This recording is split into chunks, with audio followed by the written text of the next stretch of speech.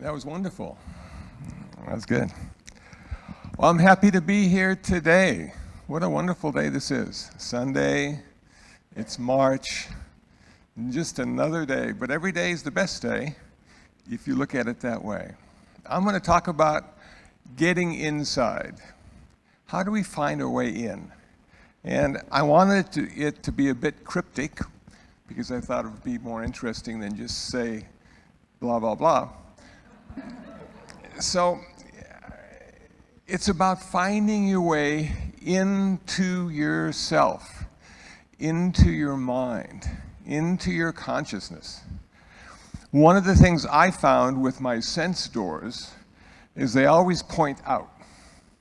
My sight, and my hearing, and my smell, and my taste, and my touch. It's always about what's out there. And that allows me to survive, avoid possible death or destruction. But how about wanting to get inside? How do you do that? And when somebody said meditation to me the first time, I didn't really know what they meant or how to go about doing it. And then I started to listen to people talk about it. I started to read books about it and get an intellectual understanding of what it might be like to meditate. And I imagined myself sitting cross-legged on the floor and leaving my body and floating around, looking at all sorts of wonderful things. Well, that wasn't the kind of meditation I ended up doing, if that even is a kind of meditation. But I said to myself, okay, how can I get in? You know, the door seems to be locked for some reason. And how can I get in and use what I see inside or feel inside or intuit inside to make my life better? So the first thing I did was sit down. I sat down cross-legged, and I just sat there. I didn't have a technique. I just wanted to feel what it was like to sit down and prepare to look inside.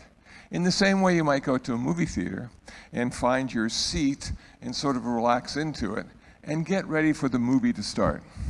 So I was sitting quietly on the floor and not doing anything at all and realized that my mind was racing from thought to thought. And it wasn't any logical order. It was simply this thought, and that thought, and this thought, and that thought, and one didn't even seem to lead to the next one. It was very arbitrary. So I thought to myself, well, maybe I can stop my thinking. But then how could I stop my thinking if I'm the one that's thinking?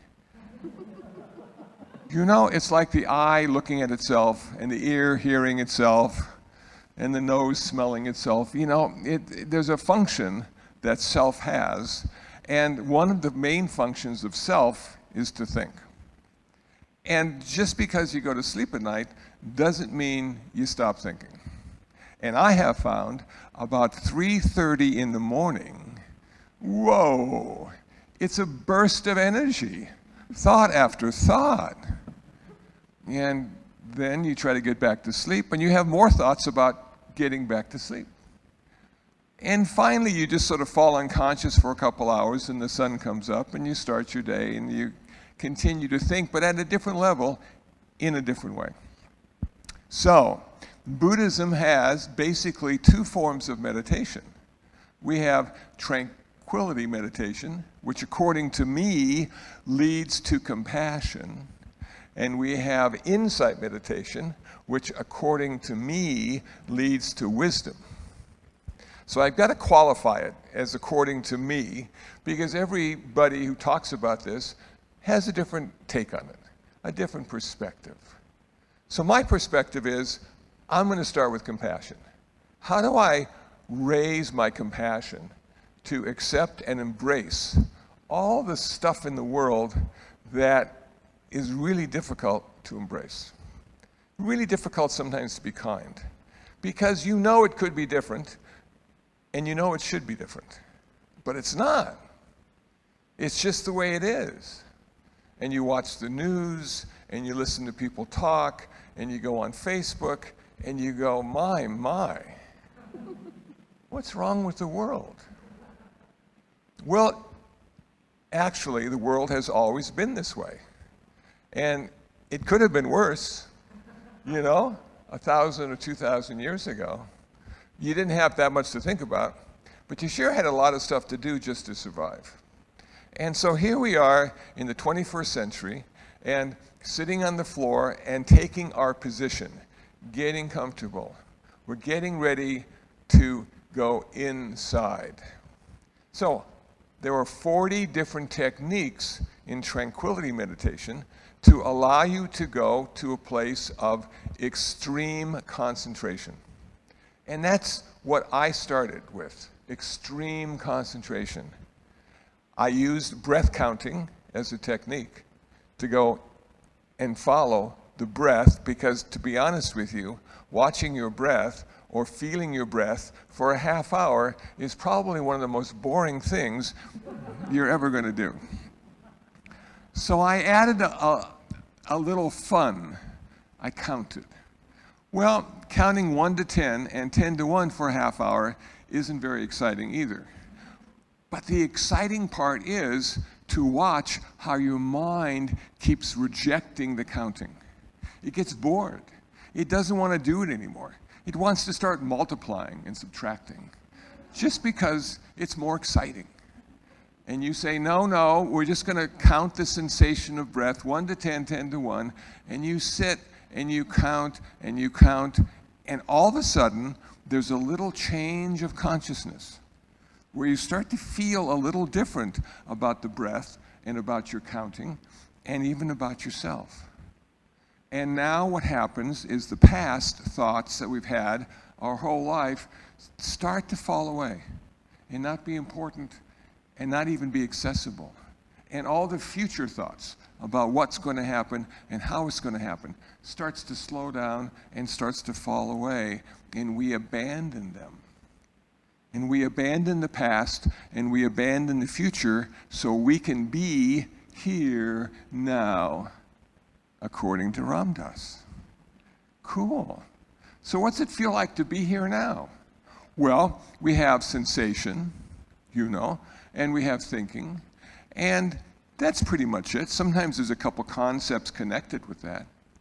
But it's not a big thing. It's not an extravagant thing. It's just sort of happening. And everything starts to settle, like a glass of muddy water that's put on the counter. And the mud starts to settle to the bottom of the glass. And you start to have this sense of clarity about the present moment experience of your life. And you're going deeper and deeper, and there's 5 aspects of getting deep: applied thought, sustained thought, happiness, bliss, and equanimity. And those are different concepts that are used in samatha meditation or tranquility meditation to sort of identify what level you're at in your focus and your concentration. And when you get to the deepest part of your concentration, you only have one characteristic left, and that is called equanimity, perfect balance of mind. And there you are, sitting on the floor with the perfect balance of mind, and you start to feel self, ego, personality. It starts to dissolve. It starts to go away. And sometimes there's fear, because what happens if it doesn't come back? Who will I be then? It always seems to come back.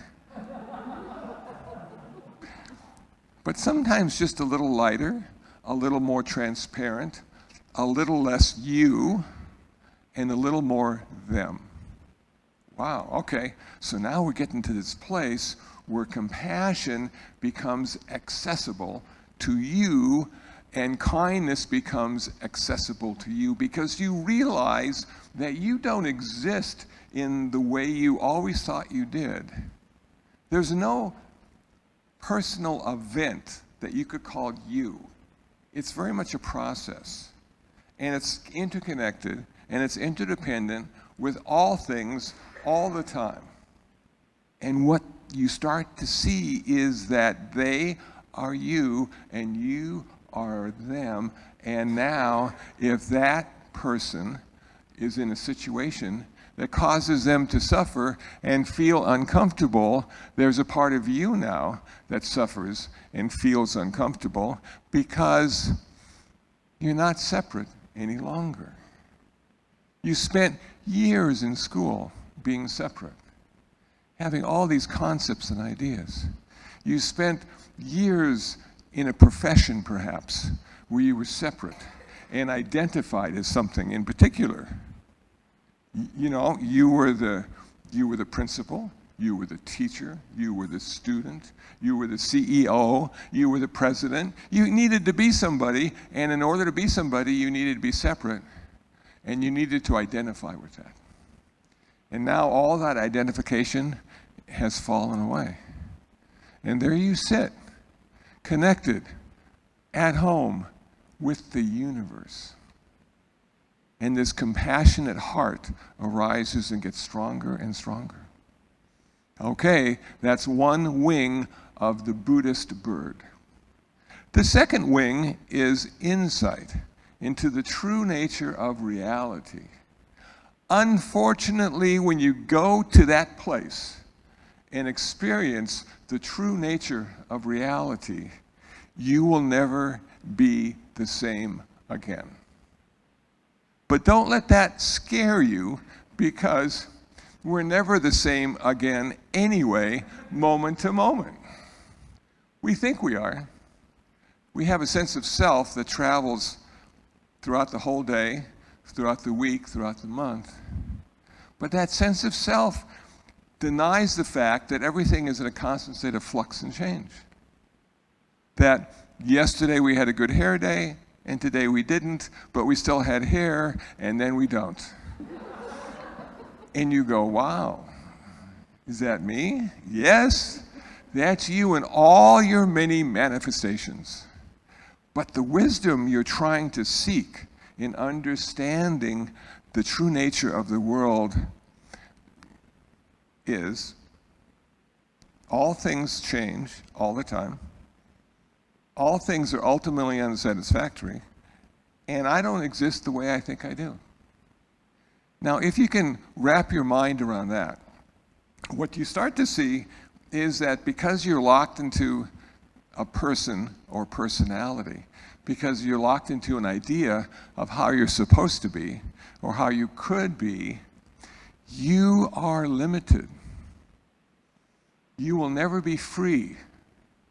You are imprisoned by the concepts of who you are and who people want you to be.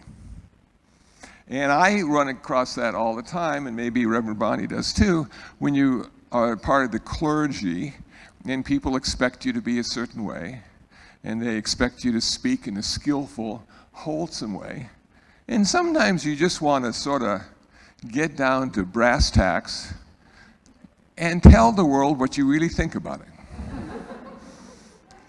We have an applause over there.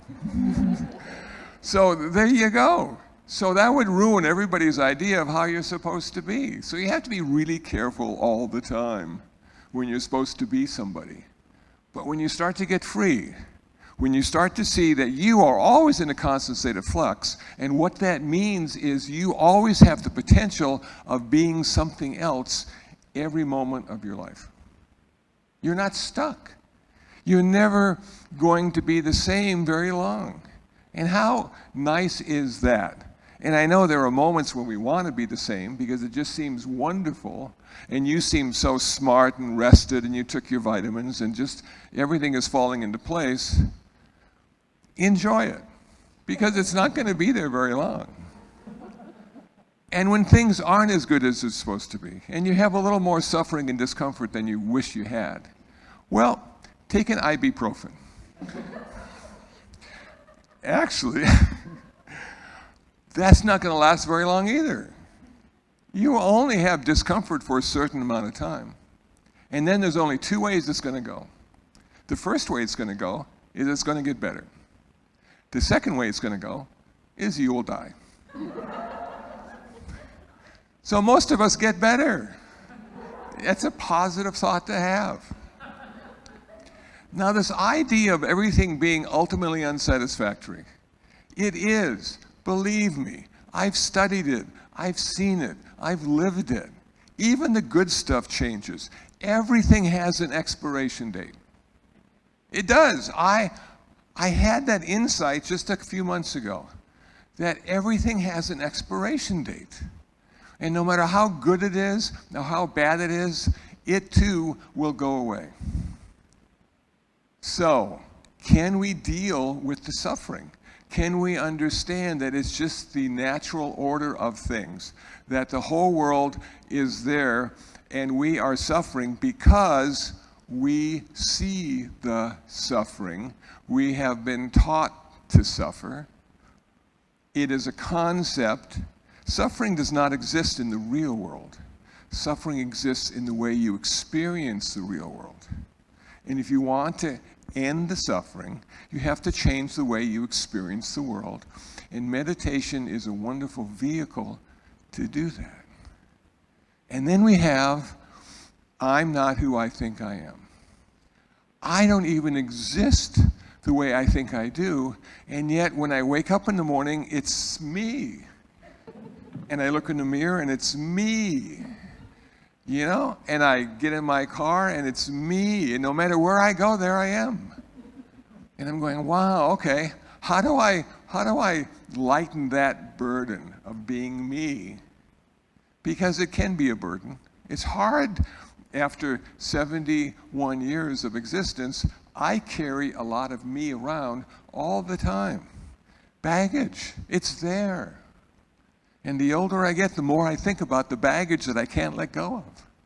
And all the things I wish I had packed differently in the baggage and didn't because I was young and foolish, and now I'm old and wise, and now I have to think about that all the time.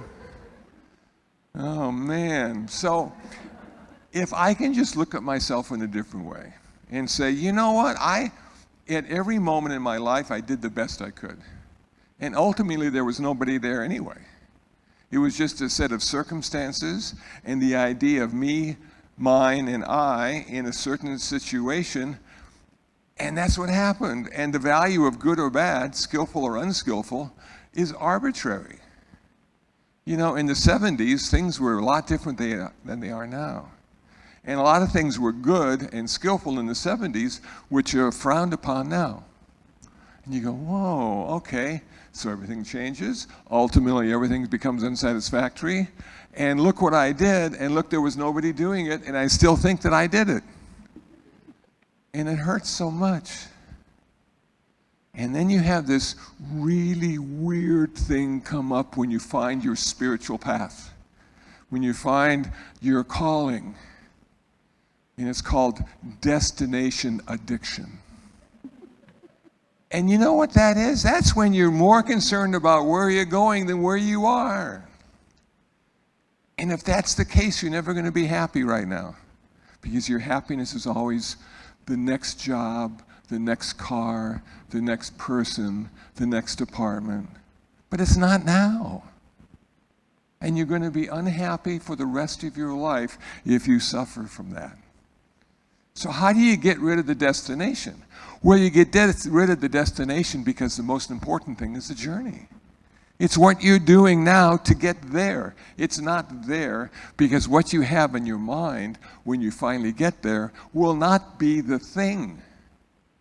It's not going to be that because you projected it based on illusion, based on books, based on people talking to you about how great it's going to be to go to Sydney, Australia. And you're finally in Sydney, Australia. And what do you see? Buildings, cars, asphalt, turnarounds. You know, okay, I could have seen that same stuff in Santa Monica. Yeah, I know. But you're in Sydney. Okay, so trying to get someplace, and then when you finally do, it never seems to be really as good as you had imagined. And that's what I feel sorry for when people have so much money, because they work their whole life to collect little pieces of paper. And they have it, and it's stored away, and they kind of have hundreds or millions, and it's just sort of stored away. And are they happy? You know what? Sometimes it doesn't look like they are. They could have anything they wanted. They could live any place they wanted to live. And they just keep collecting paper. And then one day they die. And now every relative they ever had is going to fight over all that paper. And they didn't use it to any good.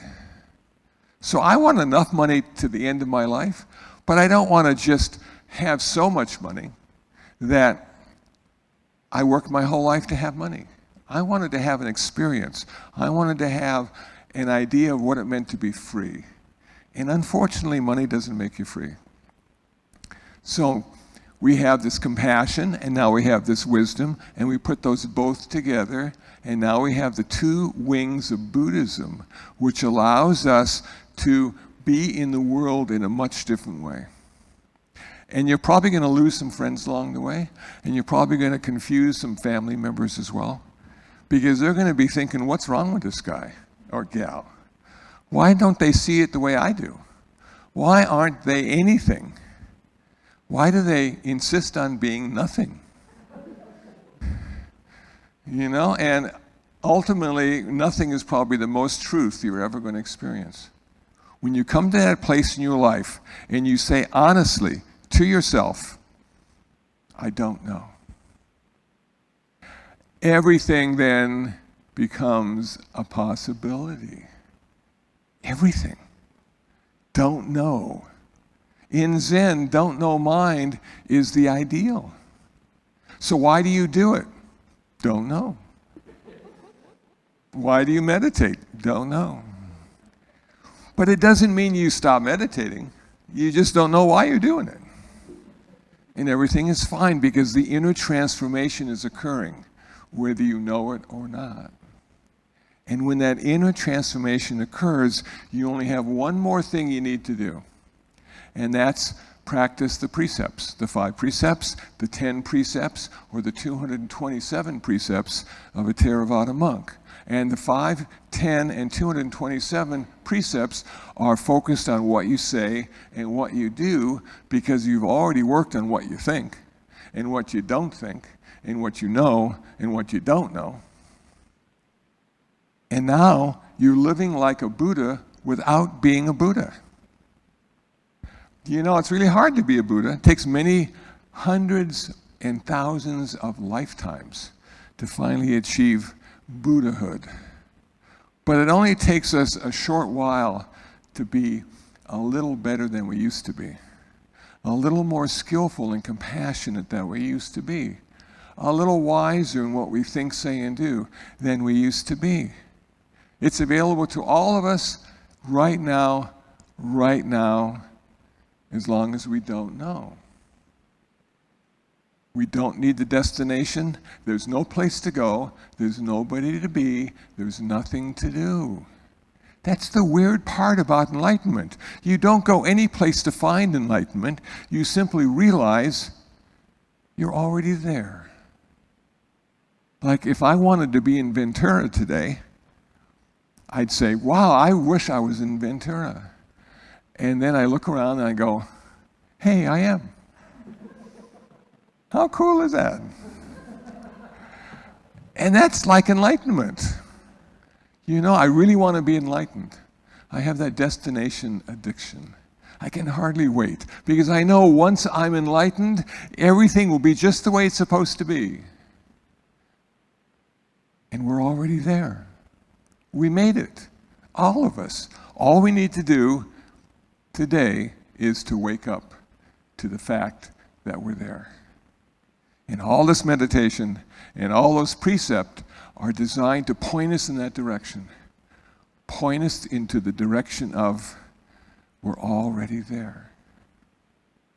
And now everything is exactly the way it's supposed to be. But we don't stop, because even though people are suffering, and that's the way it's supposed to be, we can reduce or end that suffering of other people. So our work is not done when we become enlightened, when we have compassion and wisdom. Our work now focuses on the other who just became us. And we can say to ourselves, yes, that's the way it's supposed to be. How can I make it better? How can I help reduce suffering? How can I be of service? How can I practice even the smallest kindness, which is so much bigger than the best intention? How can I practice the smallest kindness? And so when we start to think again, it's very focused on, I am going to be of service. And that's a wonderful way to think about yourself in the world and the world itself. And it all started because you decided one day to sit down and find the way in. Thank you for listening. Have a wonderful day.